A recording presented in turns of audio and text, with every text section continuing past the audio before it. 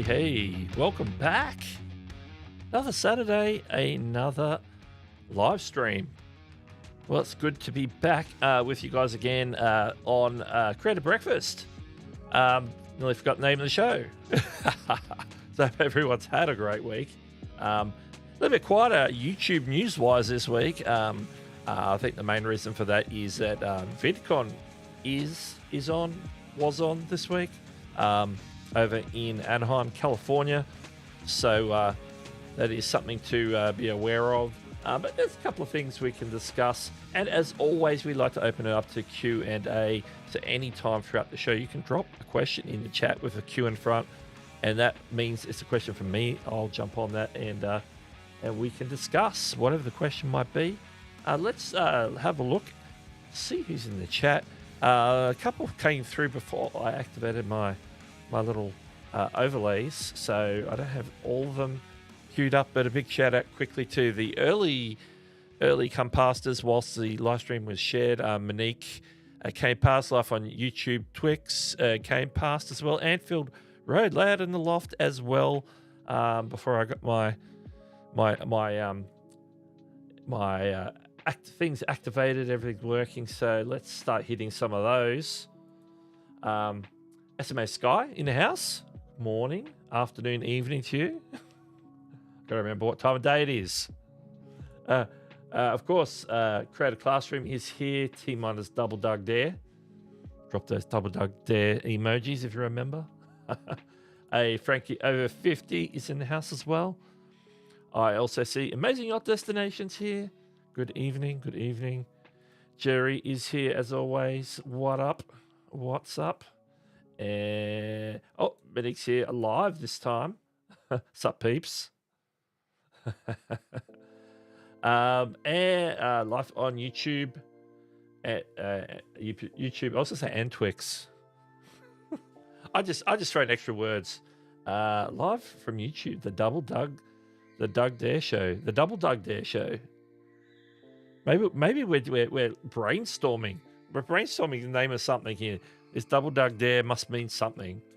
It's made it to emoji status, so we'll roll with that. Ollie Smith is in the house as well. Good morning. Home Rapid Repair.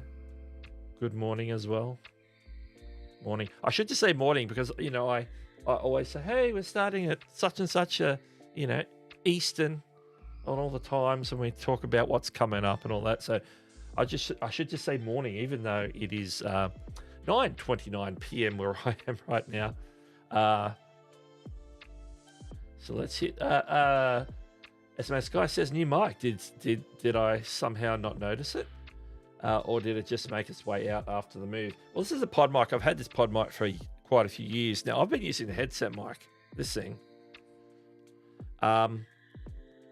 Because what I tend to do with the microphone is I tend to bump it and stuff. And so I find that maybe I bump and scrape this microphone less. And then if I move around, the audio is consistent because it's always the same distance from my mouth. I thought I'd roll out the pod mic. Yes, because everything's back together. I got my Rodecaster, everything plugged into XLR, all that. But the pop filter's new. This is a brand new pop filter. I just dropped the video for the unboxing install of this on the Creator Tech Reviews channel. It went up a couple of hours ago, so I just dropped that. And so I thought, you know what? Let's take it for a run. It's basically just a Rode mic with a pop filter on. The genuine deal from Rode, so you can check out CWS14. I'm just looking over at the box to see what the code is. So yeah, so it'll stand out because it's bright blue. I'm hoping because this is to match. Now Rode are sending me accents for these headphones. So the cushions here are going to be the same blue, and the cushion here across there will also be the same blue. So I'll have everything matching. So going for the matching blue. So I thought I'd go back to the pod mic this week, give it a run, and yeah. Blue and black. It goes with the theme. Exactly. Look at that. Blue, black. Like I'm even wearing one of my classic blue shirts. A little bit darker, this one. Sometimes I have the lighter colored ones on. But yeah, the blue theme. It's my theme. Where is the maid mod this morning? Chantel's running a few minutes late. She'll be here soon. Don't worry. Creative Classroom has got the wrench. Eileen has a wrench as well. So we've got, we're all wrenched out. We're not lacking in wrenches this morning. Headset mic was more recent. Yeah. I've been using the headset mic for quite a while since I moved. Sort of been moving around and sort of had some of my temporary setups and stuff, depending what week it was. But if I was using this headset, I would also use the mic. And in different configurations into my MacBook Pro and into my Mac Mini and into with and without the Rodecaster, but everything's back in place. So I love it. I love it when everything's working. Let's see. Yeah, so there's the blue and black with the blue and black. Yes, blue and black. Paul Dixon's in the house. Welcome, Paul. Good to have you here. It looks good. I can read it on the. I've got my teleprompter set up this week, so I can read it there instead of looking over at the side monitor. Habits die hard. Might go check that out later. I love tech, gadgets, etc. Considering building a customized stream deck where I can for fun and electronic experience. Yeah, it's good to dabble. I like to dabble. There's a wrench here. Absolutely. That's right. Yeah, it's good to have it there, but if you don't have to use it, then it's even better. Yeah, it's somewhat. I'm getting more into. It's a smaller space. That's why I don't have like any room. Plus, I don't have my black curtain backdrop to like put things against and different things. So at the moment, I'm using more of my sound panels as more backdrops, where I normally would just have them on the side just to, help a little bit with the audio. Back in the early days, this was a background, so it's just sort of come back as a background. So I haven't hit my final form, but I have got my top-down unboxing desk set up again, where I can put the camera above it. I've cleared it all off, so I can actually. I've recorded 2 unboxings this week, and one of which is the one for this.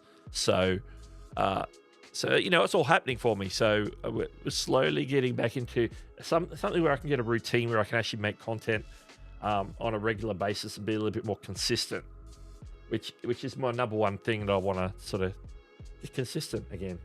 Whether it's this channel or doing other content, like I got a lot of unboxing stuff that I haven't edited, which I think I've mentioned a couple of times before, for Amazon type stuff, and so I want to get back into that, and that's why, like last night, I recorded the unboxing, edited it, uploaded it to Amazon last night, and then today uploaded it to Creator Tech Reviews, so that it's in both places. I like to have it in both places, and I really want to get back into posting more stuff on Amazon to keep that ticking over, because it can be a potential revenue stream for affiliate and for on platform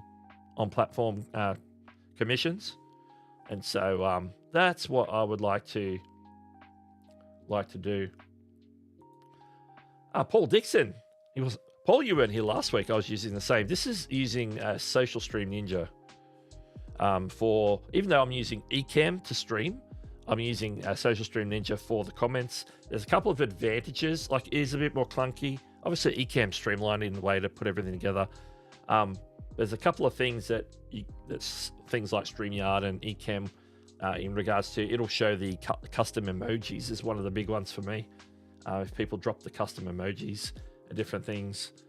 And it has a setting where if somebody super chats and stuff, everything's integrated. It picks up on all the different like milestone messages and different things. And if you're on a different platform, it'll pick up like your Twitch stuff and your other things, and it will like customize those automatically for you into showing you whether it's they're putting the wrench on there, putting on the a different color name for, say, if they're a member, the names are in green, things like that. Why did I decide to change my setup? I had to move spaces to accommodate some things in the house, and so the space that was my studio is now technically a bedroom. So you know, and you know, someone's, you know, that's their bedroom. So it's not my studio anymore. So now I'm in a different space, which is smaller, unfortunately. For me, it's smaller. Home repair to repair. I tried the Boya Link A2 wireless lavalier mic for iPhones. Exterior shoots having audio problems. Too quiet. Google seems to indicate many people have this problem. You've never tried the Boya wireless stuff. Back in the day, I had the Boya BYM1, the lapel mic with the really long cable, because you know it was hugely long cable. A lot of people recommended it, even though it was cheap and cheerful. It had the reach, whereas a lot of other sort of wide lapels had a very short reach, of which I also had like the Rode SmartLav Plus. Now, yeah, I have no idea. I've never used their wireless product, so I can't say. I'm not sure what settings it has in regards to gain, so maybe it's a gain setting issue. But if a lot of people are having that issue, that could be something that's, you know, it's hardware based, possibly. So yeah, I'm not sure about that. I've never tried it. I've never even studied it. I don't even know what if someone showed it to me, that I'd say, oh, what type of wireless mic's that? That's the Boya Link A2, and I go, okay. So I have never seen it. So that's one I'm not very helpful on. Like I do have the Rode Wireless Me. So if you had like one of the recent Rode series, they all have similar features, whereas some have just, the difference is that some have more features, some have less features, some have 32-bit float, some don't. I've got the base level, like the basic, super basic, because I only need one wireless mic to one receiver. So I don't, you know, I've got the super basic Rode kit. Let's see, where are we? Yeah, sadly, there one of the things that didn't make the setup at the moment until I could fill it out. Like I've got my whole bookshelf set up and everything. It's just sort of sitting out in the hall, and that's where my Back to the Future posters are at the moment. Kevin Hawthorne in the house from Lakeland, Florida. Good morning. Consistency is key, absolutely. Yeah, the white cable's a bit funny. It's like powered, and I've run it underneath here a couple of times and down. But then if this falls off, it sort of I have it taped, and it sort of pulls all the tape off, and luckily the light still works. I haven't like ripped the cable out of it yet. So yeah, I got a little bit of work to do on some of that stuff, just to, you know, tidy up the little bits.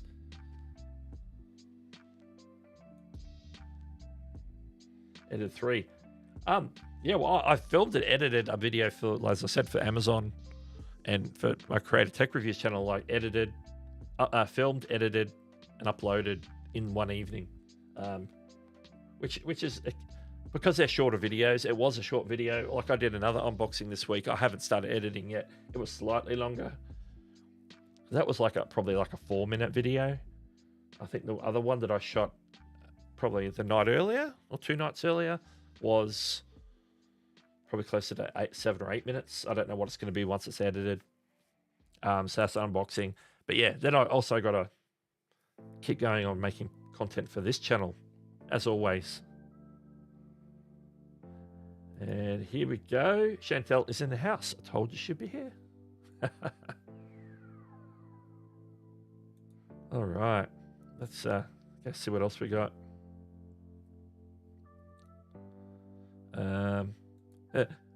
Okay, you mean these sorts of things. That's a milestone message on Social Stream Ninja. So it shows things like the membership level, Husanati, the number of months on there. That's all sort of done automatically. That's why I like Social Stream Ninja. That's why I'm testing it out to see what it's like. Let's bring in the logo as well. I forgot to bring in the logo. I'm supposed to bring in the logo at the start of the show. Ooh. All right.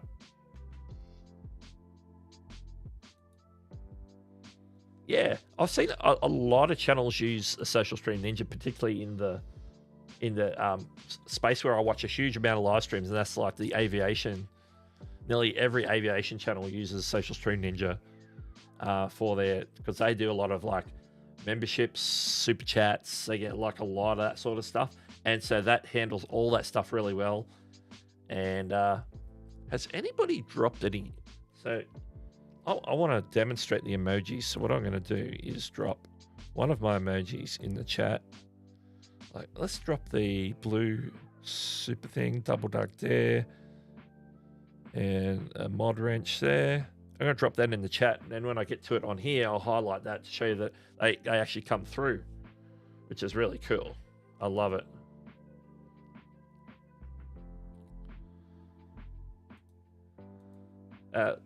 Lee's here says, I got the stream on and working on card kit build. Nice. Awesome. And I'm still looking at this screen to read the messages, even though I have it on this screen right in front of the camera. Rebel Candace in the house, welcome. Everyone's saying hi. What editing program do you all use? Is good free ones out there? See, everybody for free, everybody's talking about CapCut because it's basically on everything, whether you've got a phone, Android, iOS, a computer, Mac, Windows, I think. Not sure if it's on Linux, but how many people use Linux?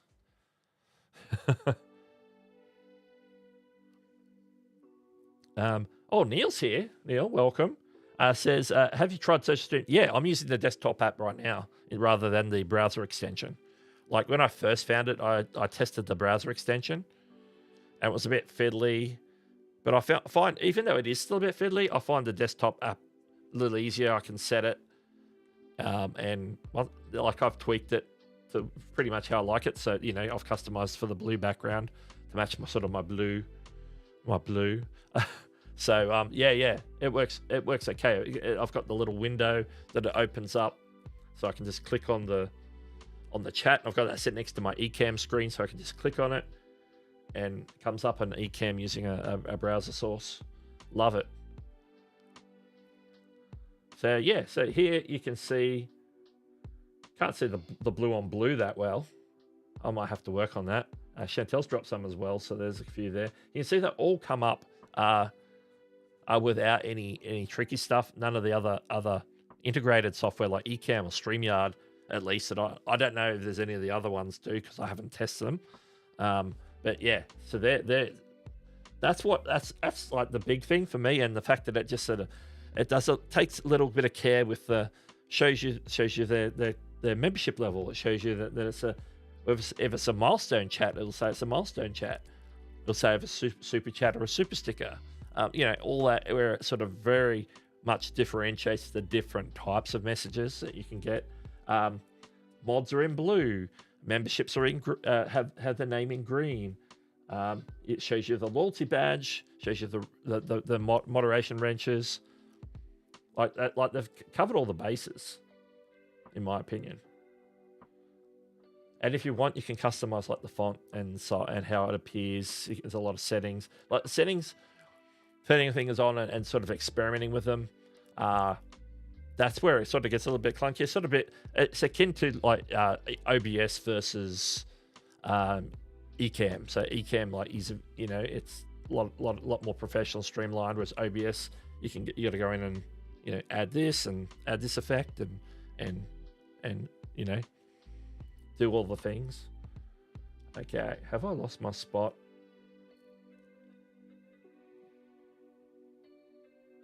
Chantel says she uses Premiere Pro, also like Resolve, Movavi, and Camtasia.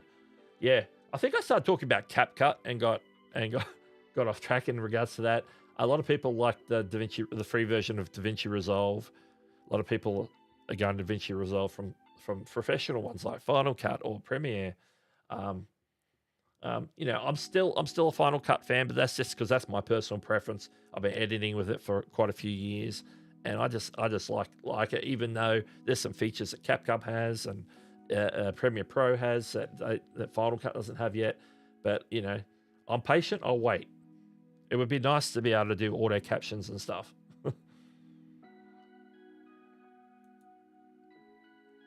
Yeah, for sure. Yeah. I decided to download it because I'm on a Mac. Of course, I've been using Ecamm. I'm on a Mac. So I thought I'd try it out. They said, you know, you can. It's technically in beta, but it seems to work okay for me in regards to Social Stream Ninja. There was somewhere when I opened it, it says it was in beta, but I can't see it right now. I'm just having a look, but I couldn't see it. See, Rebel Canners uses CapCut for turning pictures into shorts, but not to edit video. I didn't know that was possible. Yeah, CapCut will do, like, it'll do your vertical shorts, it'll do your horizontal main format videos. I find editing on a phone, a long form content, a little bit fiddly. That's why I like to use my Mac to edit. But you know, I'll do some shorts on my Mac and I'll do some shorts on my phone. Whether I'm using, I'll probably use CapCut once or twice, but I also use YouTube Create app as well because it's very similar sort of layout to CapCut. So I'll do that as well. Well, I have to do that on my Android phone, don't I? Because Create app's not on iPhone yet. And another example. There we go. What's in my? That's my. I call that my Home Alone face. I can't remember. I think that emoji's called Doug. I didn't see anyone with me on it. Yeah. A lot of people like the Adobe suite of products, and like if you've been using them for a long time, you know, Premiere Pro, Photoshop, all those. After Effects, of course, yes. Always good. And here's an example of a milestone chat. So it says Hewson Max, which is the higher tier, 11 months. So yeah, that's, and then you can see the name is in green. Got the loyalty badge icon there, which is the purple sunglasses for that level. And then we can get things like this.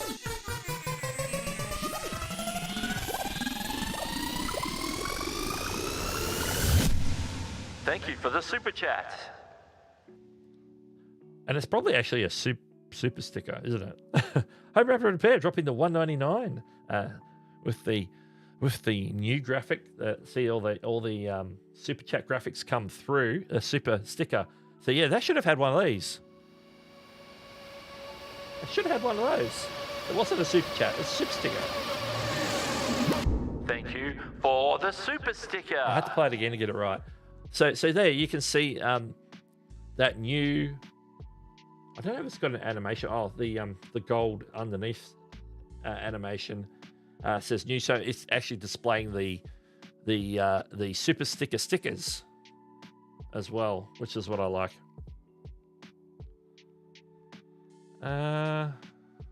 Yes, don't forget to smush. Ace Rocks Tech is here as well. Welcome to the stream. All right. Well, I've actually made it to the bottom of the chat, which is always good. Always good when it starts coming in and a lot of discussion and so forth. I need to take a sip of water. So while we do that, before we get into some of the topics, I was going to quickly recap the news. But before we do that, let's play this one.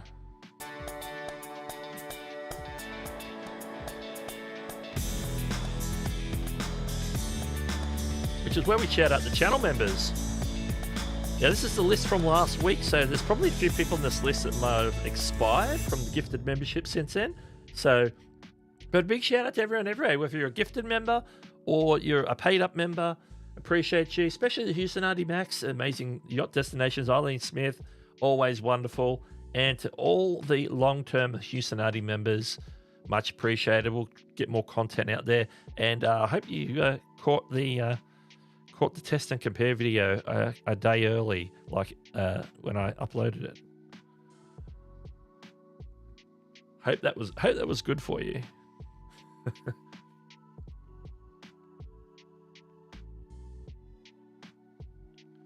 All right, let's look at.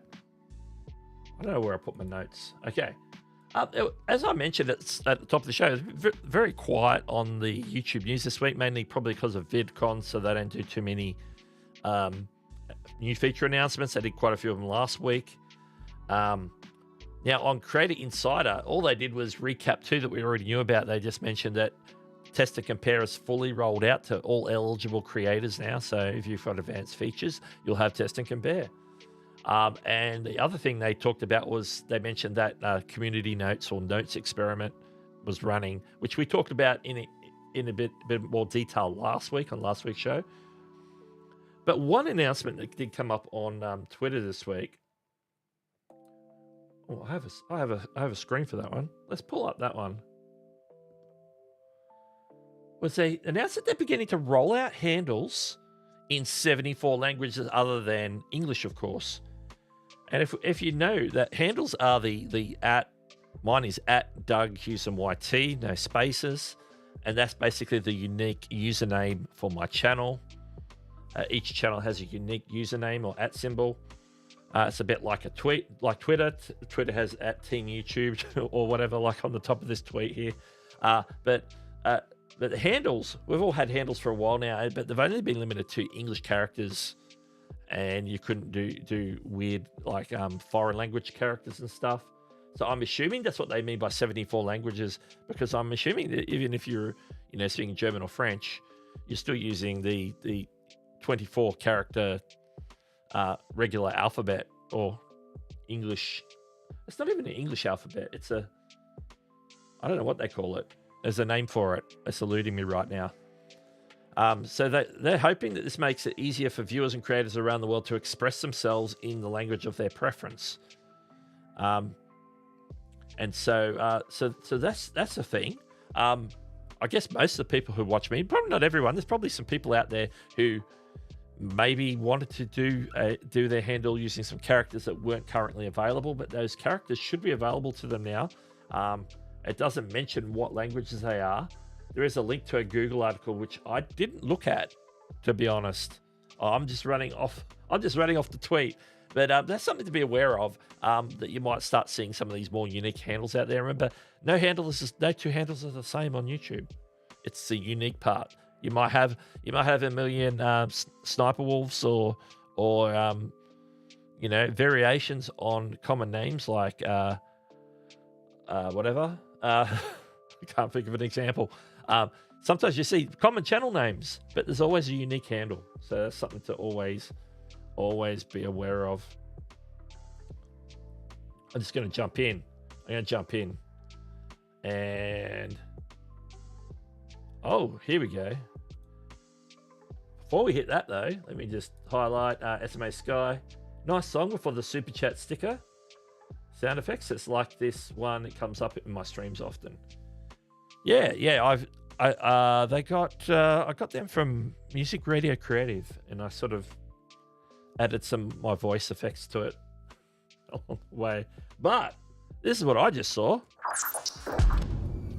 Thank you for becoming a channel member. And in this case, it's an upgrade to Houstonati Max. Home Rapid Repair just upgraded to Houstonati Max.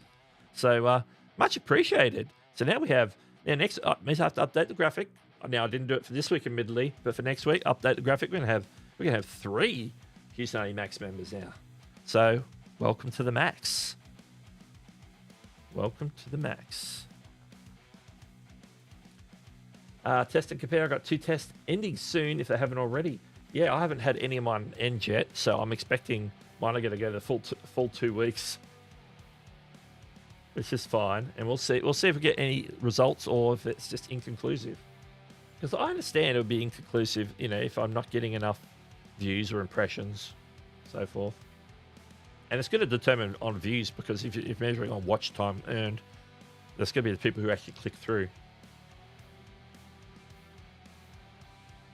Oh, the song, they're all from Creator Mix. Yeah, they're all from Creator Mix, as denoted by the magic spinning circle. What did I say?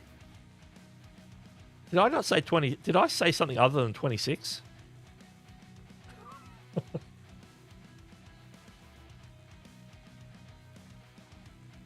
I'm confused. Oh dear.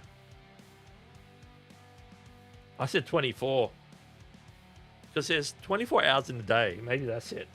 24. Or maybe that was like, it was a really good TV show when the first couple of seasons when it came out, starring Kiefer Sutherland. 24. It was a pretty cool premise. They were literal 24 episodes. Each episode was a literal hour. Anyway. Ooh. Just uploaded breaking Canva news to members only channel on my channel. Gotta love the ability to make quick video. Yeah, you're really crushing the members stuff. It's like I see new members content like multiple times a week. I'm like, darn, show me up. I don't get that much extra members content out. I just got to get the regular content out. You know, I'll try and make it available early where possible to members. Yeah. Oh, and I think we're overdue for a member stream, so stay tuned.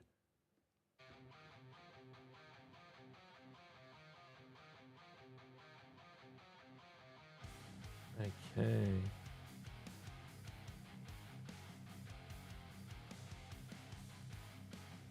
I'm trying to work out which ones you Plutoed.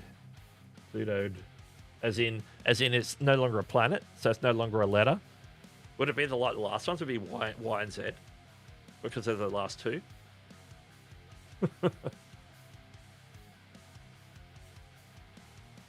Nice. I'll just leave that there. All right, let's talk about the main topic of the stream, which I put on the title there. Is Test and Compare flawed? Now, this is an interesting one. And well, you know, the bottom line answer in the end is going to be, well, the jury's out. We gotta use it and figure out how useful it is for us.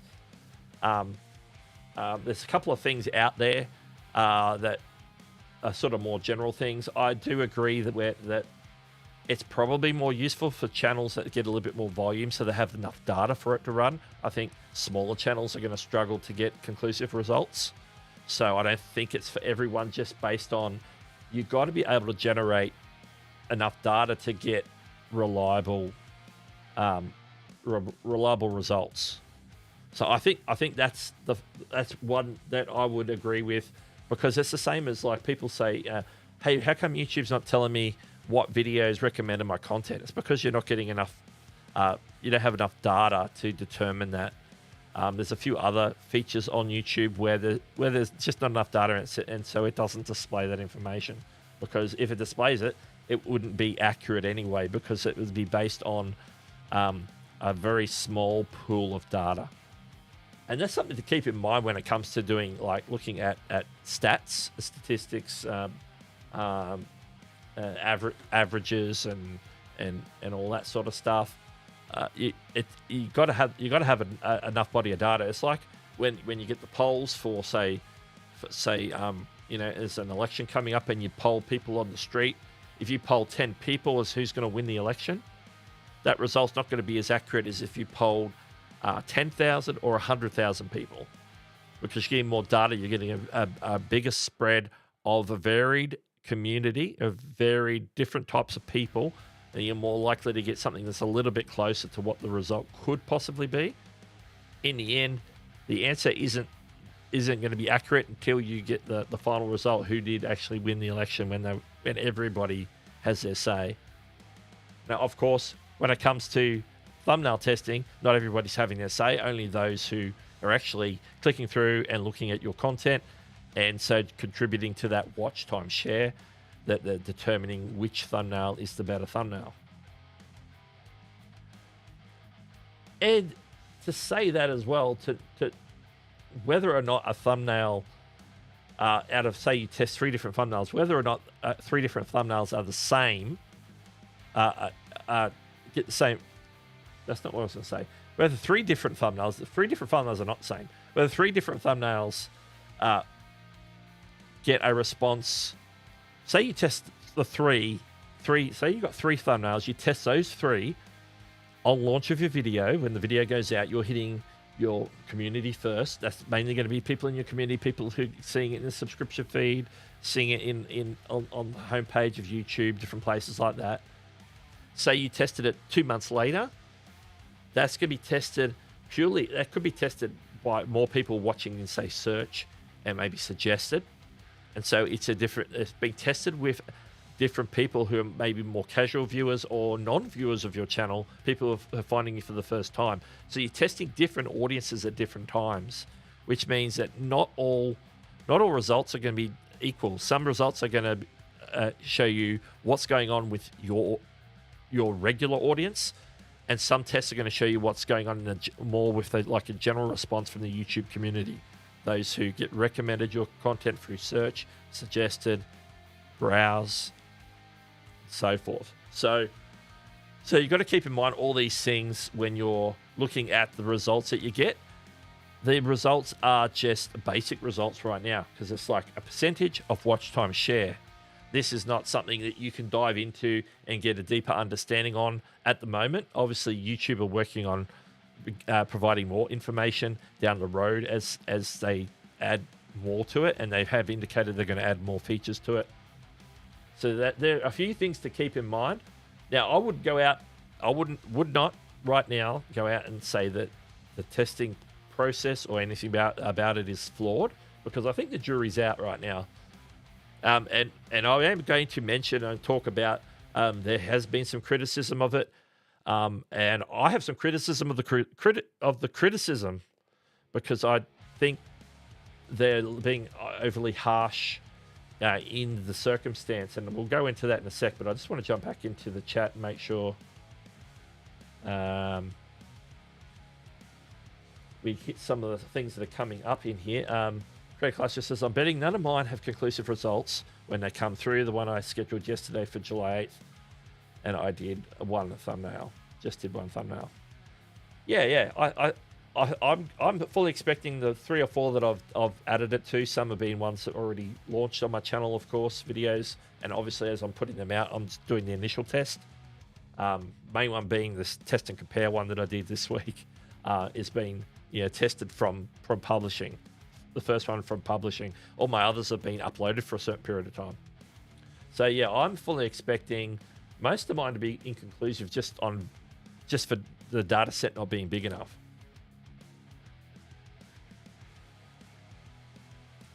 Home Referred Pest says, I have so many videos to make, I've decided not to use test and compare for now. That's fair too.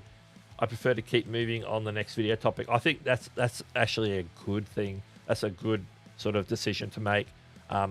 Because, especially in my space, it could be really easy to get distracted by the shiny thing. This is the brand new shiny thing, so let's all get excited about it just because it's new and shiny. But that is something that we need to sort of temper. Like, is it going to distract me from what I need to be working on right now? And so yeah, I think that's a good call.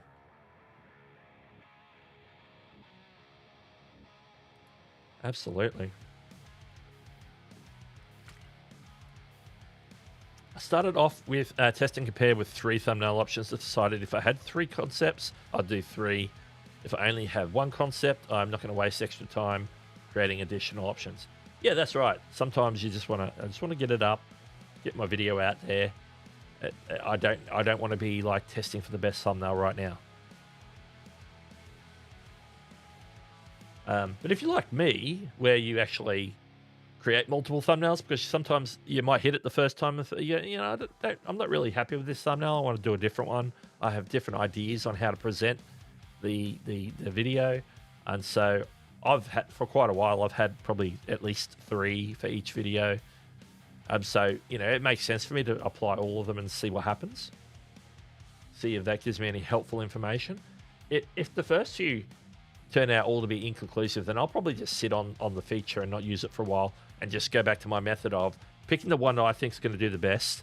And if I think that maybe it's not connecting, I'll swap it out for one of the other ones, which is what my process has been sort of previously. Let's see. Yes, I don't think it's necessarily flawed, but the conclusions that creators are drawing are flawed, in my opinion. Yeah, I will agree with that, and I'm going to go into that in a second. Doug, I sent you a DM to show you the thumbnail that I did for the video. I couldn't think of another concept for. Oh, shall. Hang on. Everybody sending me DMs. Everybody sending. I've got a couple of DMs here. Let me have a look real quick. Oh yeah, I saw that one come up in my feed. Before and after. Yeah. Yeah, I looked at it and going, I know those pictures. I've seen those pictures before. So yeah, that's the one where you were helping Sharon with on the members only live stream. That's right. That's cool. And while I'm here, there it is.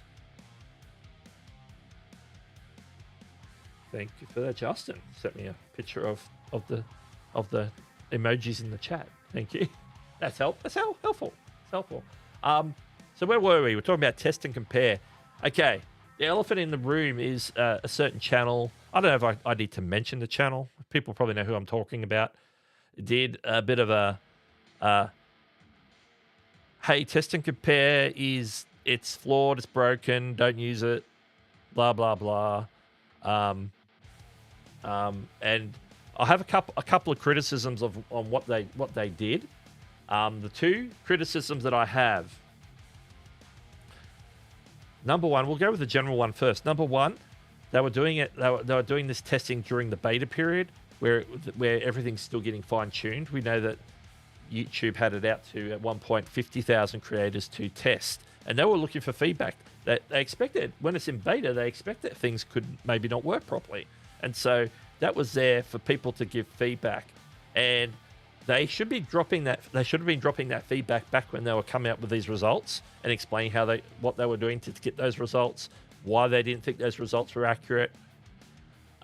And so forth. So that's my first criticism is that what the product was back then may not be what the product is now. Now that they've released to everybody, they have some sort of confidence in it, YouTube does. So I think a bit of an assumption to say it's still broken when all their tests were done during the beta and not in the final release. Some people might say, well, it's still technically the same as the beta. Well, maybe it is, maybe it isn't. YouTube haven't said. So, so be it. Now, the bigger flaw I have was their baseline testing. I think their methodology and their thoughts behind it are 100% flawed. And the reason for that is what they did is they're going, and this is something YouTube in their documentation, as I mentioned even in my video, is YouTube said you need to be testing thumbnails that have some differences. Like they're not like, hey, we're just doing the same thumbnail but with different color text, or we're doing the same thumbnail with a different color background, or we're doing slight variations. They said to test 3 completely different layouts so that there's some obvious differences to the thumbnails. Now there's obviously a reason that they said that, and that's fine. But during their testing, they thought a good baseline to see whether this was working properly was to upload 3 identical, and I mean identical, it's the same thumbnail 3 times. And their assumption, and that's fine if you want to try that, but the assumption that they made was, well, the result should be 33% each, roughly, with a margin of error, like, 32, 34 either side, 35, 31, sort of on each one. So even, like a dead even split. And I have a problem with that because of the way that impressions work. And it could possibly cross over with the timing of your tests as to where and when YouTube are showing impressions for your videos. And the fact that YouTube also notes that if somebody gets shown a thumbnail, they're going to get through the test, they'll get shown the same thumbnail throughout the test. They're not going to get swapped out to different thumbnails. Say they show me thumbnail A, I don't click on it straight away, but later on I set my feed again, it's still going to show me thumbnail A. It's not going to show me B or C. It's going to show me thumbnail A the whole time of that test, whether that test runs for an hour, a week, 48 hours or the full 2 weeks maximum, it's going to show me that same thumbnail. So whilst it's showing, whilst those impressions are going out, and they're trying to get an even spread of impressions. So they're doing that. They're making sure that, okay, if one thumbnail's not getting enough impressions, that they might show it to a few more people to even out the impressions, to get that even data. But the problem is when people are clicking, they're not always clicking the first time or the second time or the third time. And when they click in, are they watching it for the same amount of time? Because remember, they're not measuring click-through rate, how often people clicking, which would probably give them what they're looking for, in my opinion. But because it's giving you watch time, in that group of people who are seeing thumbnail A may be a different interest group than the people who are getting B. And so some of those might be watching a lot longer than some of the people in the people who are getting the thumbnail B or thumbnail C. And so you might get a higher watch time percentage share for A, even though it's the same identical thumbnail. That thumbnail, that group of viewers that happens to be getting thumbnail A may have a habit to watch the videos all the way through, or they might just have a habit of being more intentful. Whereas if you get a different demographic of people who might, as soon as they get offended by one little word in the wrong place, they'll click away. And so it's not really anything about the video. It's more about the person who's watching it. So the people watching are different. And so therefore you are going to get different results. You aren't going to get an even spread. It's because some people like peanut butter on toast. Some people like Vegemite on toast. Some people like jam on toast. Some people like marmalade on toast. Some people like just butter only on their toast. Some people like toast with no toppings at all. And so people have preferences in how they watch videos. And so the watch time share isn't going to be even spread, because we're talking about the amount of time people are actually watching the video. And that's going to differ from person to person. Even within the thumbnail testing group, whether they're getting A, B, or C, some people in A will be watching more, some people will be in less, but it's not going to average out to be identical. We never get averages out to be identical. So it's not going to happen. So it's a mistake to say that the result you should get is an even split 33% across the 3 videos, or say if you had 2 videos, 50-50. It is, so they're basically coming at it with the wrong assumption as their baseline. And when you've got your baseline based on wrong assumptions, the rest of your test is on wrong assumptions, in my opinion. So that would be my rant for the day. So you marked it down, #rant. #rant. Let's see what everyone's saying. Oh, Code Cluster says, I saw that. Yes, it's that video. There is a flaw with that method. Absolutely. At first I'm thinking, is this just me? Am I this, like, I like to think logically about things. Like I have logic, like I have I probably could be an analytic nerd if I cared more, but I don't care enough about analytics to be a nerd about it. But I could easily become an analytic nerd if I got really excited about it. But I'm not excited about analytics. So where are we?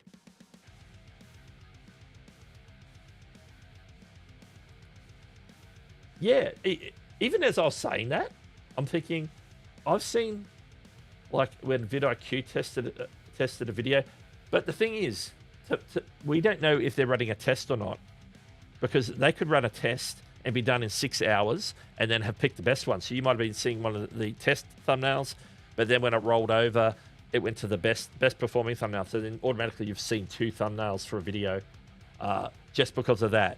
Or they might not have even been doing A/B testing or ABC testing.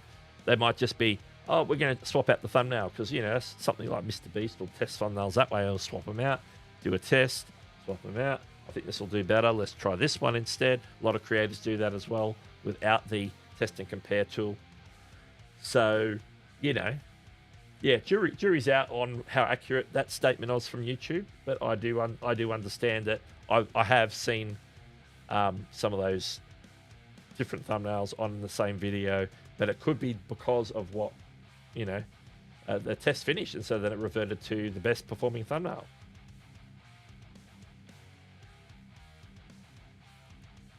Yeah, like if you know that they're actively running a test and that it's still running, because you have insider knowledge or something, that then you can tell.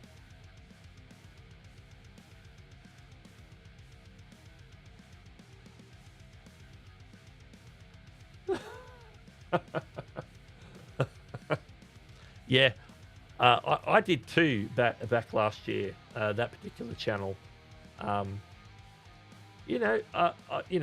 these things come up in your feed when you're in my space. All the weird, wonderful things because of the content that I watch. It comes up in my feed anyway, even though I'm not subscribed. So, I come across these things. Hey, Hob plays Roblox. Welcome to the stream. What's up, Doug? Saw your live stream video. Yeah, we're here and we're live. Welcome. And you just apply for monetization. Congratulations. Exactly. Just butter. Just butter. Like sometimes I want just butter on my toast. Sometimes I'm in the mood for peanut butter today. Exactly. See, it's different tastes. Different tastes. Exactly. Oh, get more elaborate there.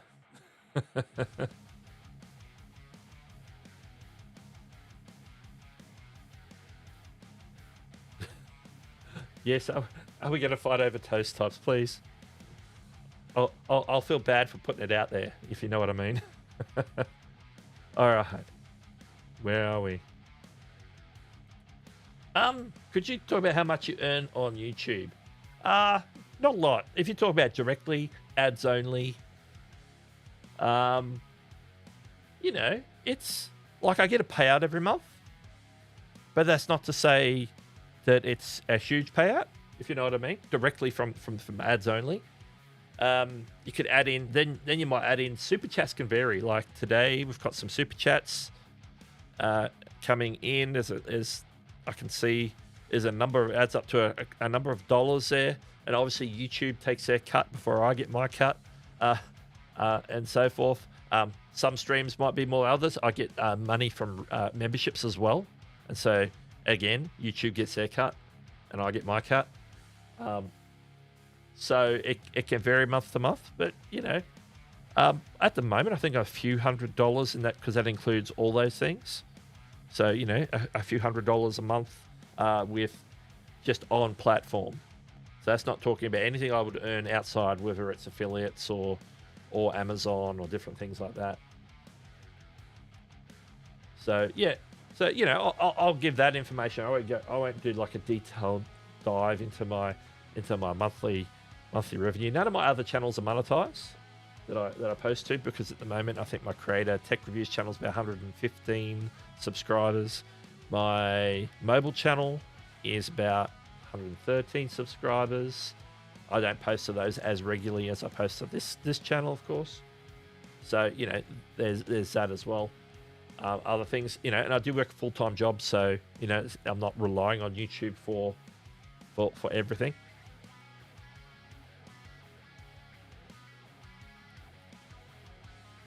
Doing lives.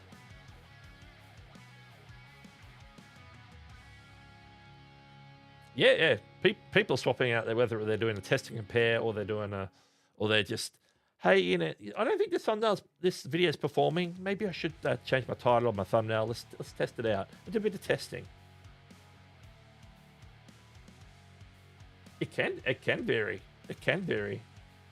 Like remember last month when end of May when Nick Nimmin was in the UK, and he was at he was there, and him and Tube Spanner were dueling $100 super chats on my stream. I think I was on here, myself and Chantel was streaming live. They were dueling multiple $100 super chats. That's not usual on my channel. You know, that's the exception to the rule. I get the occasional large one get dropped by people, and then, you know, you would expect if you were to stream and you were monetized that you might get, like, you know, people dropping the typical like $5 or $10, maybe a 20 here and there. Depending on what type of content you got, who your audience is, will depend on, you know, how affluent they are, like how much money, disposable income they have to drop on super chats and things. So it can vary. Like I watch some like aviation live streams where people are constantly dropping, you know, all range of super chats. They're also dropping massive amounts of gifted memberships. Like I see people dropping 50 gifted memberships in one transaction. They're dropping gifted memberships and stuff, and that's like, you know, that's like getting a large super chat, if you know what I mean. So, you know, it just depends on what you got set up, who your audience is, as to how much can come in on a per stream basis. So yeah, ballin'. There we go. YouTube is like a bonus. Yeah, you could say that. The super chat jewel. Yeah, and Nick had to win it by dropping a 20 gifted memberships or something. I think it's how he won. That's funny. That was funny. Speaking of Nick Nimmin, what is coming up a little later today after this show and into the rest of the weekend? Why don't we check it out? Well, that's not the right one. This is the one. Press the wrong button on the screen deck. All right, we got Nick Nimmin, 9 a.m. Eastern today. That is the actual thumbnail for the stream that he's doing. I expect he's there with D as usual. That'll be at 9 a.m. Eastern today. That's coming up in 38 minutes from now. And here's one that I only found out about 24 hours ago. Is on the Opus Clip channel. There'll be a stream hosted by Nick Nimmin and Brian G. Johnson. And if I've done my calculations correctly, that'll be at 11:30 a.m. Eastern on tomorrow, Sunday. And so that's at, I think it's supposed to be 8:30 a.m. Pacific. And for those playing on the east coast of Australia, that's like 1:30 a.m.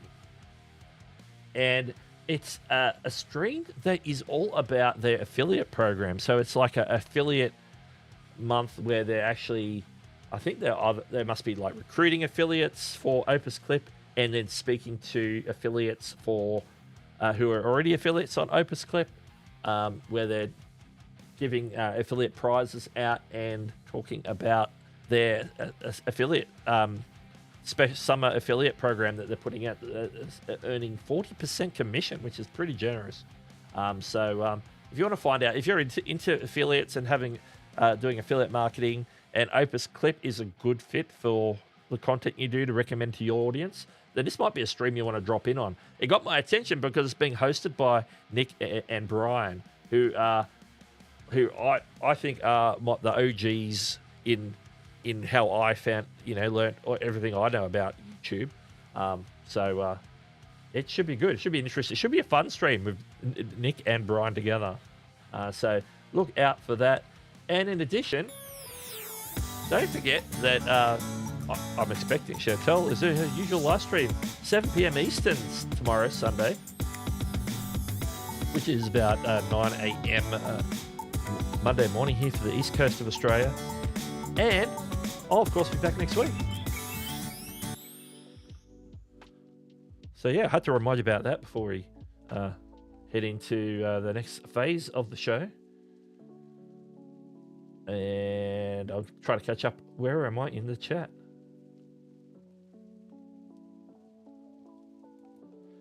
So his stream on his channel will directly go to the other one. Well, they're on different days, so so one's today, one's tomorrow. So if there's nothing else on, he'll probably redirect to it though, if you know what I mean. Yes, indeed. Yeah, Opus Clips is an interesting tool. I've used it to create some shorts. on some long form content out. It's best working off longer form content like live streams, especially if you're doing informational stuff or teaching stuff like this or having interviews. It works pretty good on interviews. A lot of the clips that you see on Nick's Nim and Extra channel are done with Opus Clip for his shorts. Over there, they're made from a lot of the live streams, so you'll see him and Dee in those shorts over there on the Nim and Extra channel. So that's the type of content that you can generate from your long forms and turn into shorts, and this will pull out relevant parts of live streams or long form videos and turn them into shorts for you. Yes, it could be. I know I went to grab that thumbnail direct from the watch page. It is very low resolution, so it's not a proper thumbnail. It's like very, very grainy. But yeah, it does seem like it's an older picture of Brian. Where are we up to? Does anybody know the keyword I would use to find out how do I hide transition?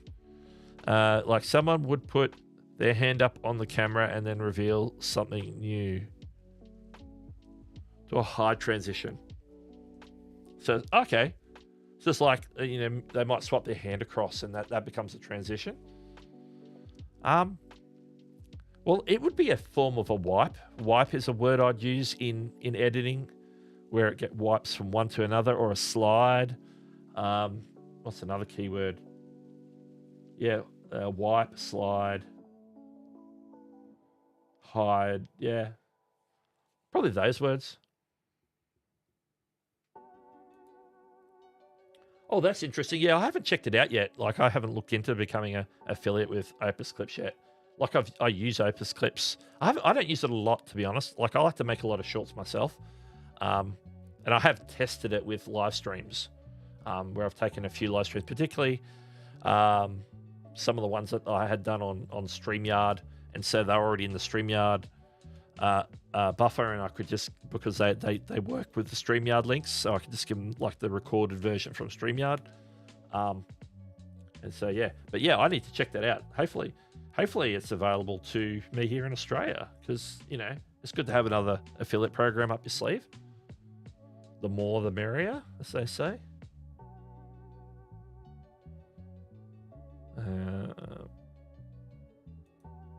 There's another option. Oh, you're thinking like the, where you go, like that, and cover the lens and pull back. Sort of that sort of thing. And did I make my camera go out of focus then? Yeah, good question. Yeah, I don't know the exact technical term for that.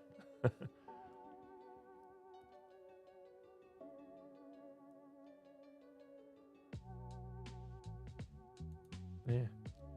It's a very manual sort of transition, because you basically, it's what they call a practical transition, as you're going up with your hand covering it, and because obviously you got to change what's happening in the background or change location, and so you do it again to pull the hand away, and then you just trim the edit so that it goes in and then comes out. So you cut all like the in between or the different takes, and ideally you want to cover the lens so that it's not obvious that your hand is only like in a certain angle, because if it sort of ends in a certain angle, you want to start that same angle, or it doesn't sort of work. But if you cover the lens up totally, like I can't do it because I got a teleprompter, I can't cover that up. But if I went in and covered it so it was dark and then come back out, it wouldn't be so bad, because I've gone to virtually to black. So you go to black, cut it, and then come back out, and that's sort of how so it's a very practical transition. Yeah, that's a good word for it too, reveal.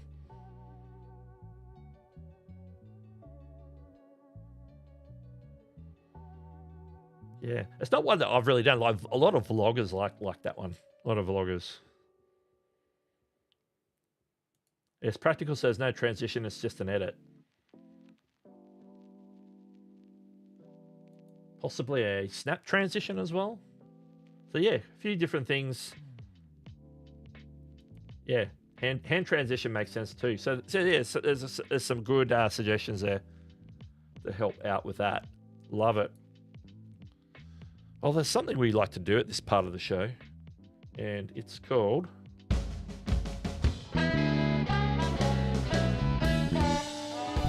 It's the last call. It's the last call, which means that we're in the last part of the show, like the last call at the pub or the bar or the tavern, whatever you like to call it. It's the last chance to grab a drink. Here, it's the last chance to drop your questions, your comments in the chat. Remember, if it's a question for me, you want to ask me a question, put a Q in front of it, or any last thoughts or comments before we wrap up the show and hand everybody off to Nick Demon. So chat away, put it in the chat, and we'll see what happens. So it's your last call. This is last chance for today's show to ask those questions.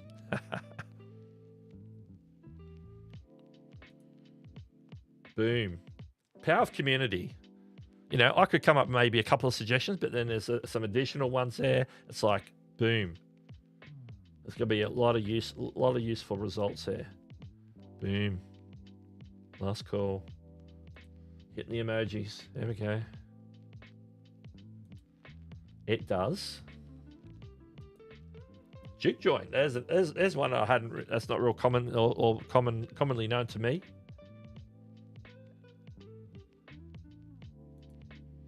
What's his name? Peter McKinnon. That is his name.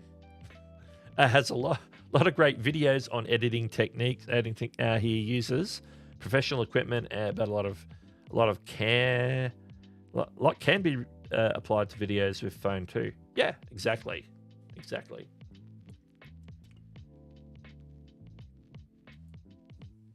Boom. It's a southern thing. I'll keep that in mind. If I'm in town, you know.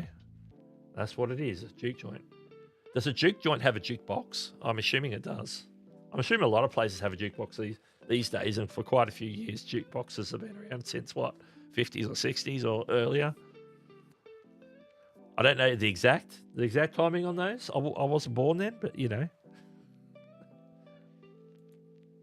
I tried the jump transition when I jumped into PJs and landed in the dress. That was fun, but needs a bit more of hide and reveal. Yeah, the trick, like where it happens, obviously you got your camera locked off on the same exact shot. No, you're not changing the angle, you're not changing the crop or the framing, so it's you there. You have to sort of know your mark, do the jump, stop, go changing the thing, start recording it in, jump again. And then when you edit that, you want to like trim it to get the timing right. But then you can throw in like some sort of like effect, like a smoke or a flash, a light, or something that you can add to it to give it a bit of action, or magic, like pixie dust, or you know, whatever it is that the effect that you want to go for. So you can do that as well for the jump effect. But yeah, those can work quite well. And then you got some where you just click. You could like click and then either go to a different transform to a different location, or change something like you're wearing. Like I'm wearing this, and I click, and then you know I'll take it off and click again, edit the points, and it looks like that I've clicked my jumper off, and now I'm just standing here in my t-shirt, whatever. So yeah, a lot of it comes down to the effective edit rather than a particular transition in your editing software. It's just like it's a cut, and then you can mask that with some effect, add the timing, get the timing right, but then some effect to mask maybe some of the imperfections. So yeah, there's some great and interesting things you can. It's good experimentation. It's very good. Get practice at that sort of stuff. I haven't done a lot of that. Haven't had need to do a lot of that type of editing, but it is really fun to get into.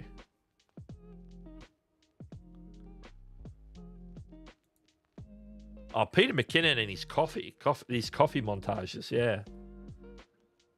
That's huge. Yeah, lots of using fade to blacks, using like explosion effects, or a lot. Sometimes you can get a lot of like stuff from like third-party places like stock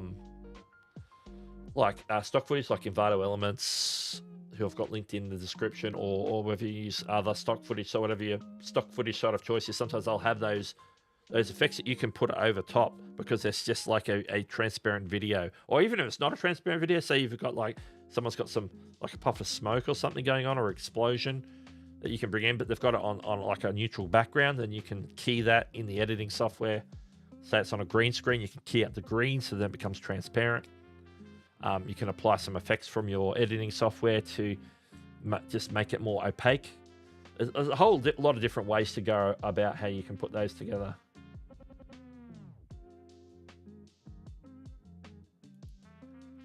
Yeah, I'm not sure what font that is. That's a font in Canva, of course, because I do all my graphics in Canva these days. So I'm really not sure what that one's called. I'd have to go take a look. Yeah, I think it's great having a bit of fun with the content. Yeah, good for reveals. You're right. Good for reveals. So yeah, so you get creative with it. Just experiment. Try doing it different ways as well. Maybe. Maybe something doesn't quite work. You go, okay, the reason why this didn't work is because I did this. So the next time I need to do this, and you learn along the way. It's great. It's great. All right.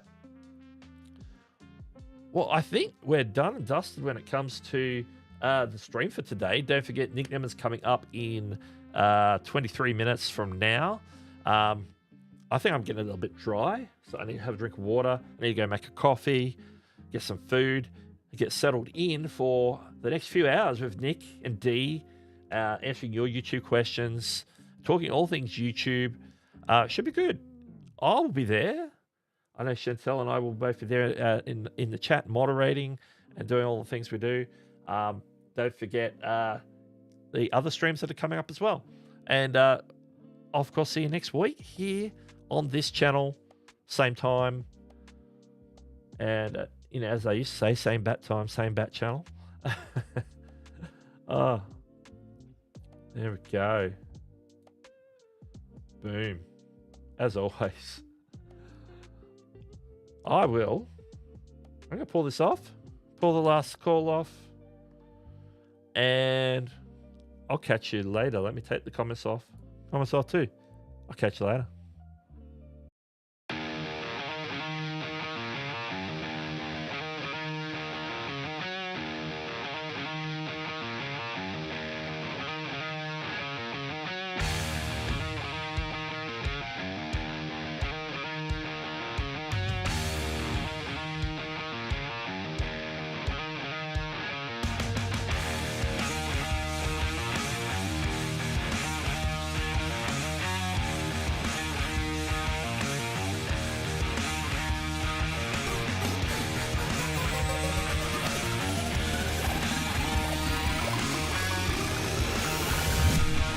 Thank you for the super chat. Thank you. Amazing off destinations.